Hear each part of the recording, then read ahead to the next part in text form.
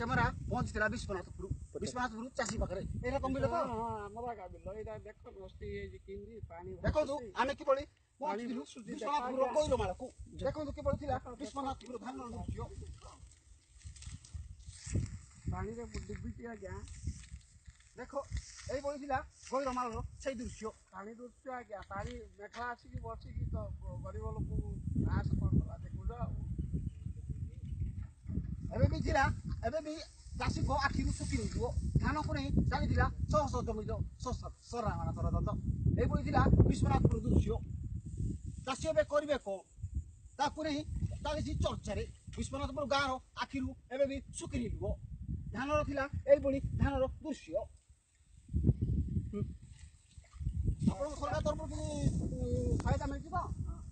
ସହାୟତା ମିଳିଛି ଆଜ୍ଞା କିଛି ମିଳିଛି କିଛି ମିଳିନି କିଛି ମିଳିନି ତ ଆମେ ପହଞ୍ଚିଲୁ ବିଶ୍ୱନାଥପୁର ସେଇ ଚାଷୀ ପାଖରୁ ଦେଖନ୍ତୁ କିଭଳି ଥିଲା ଚାଷୀର ଏଇ ଦୃଶ୍ୟ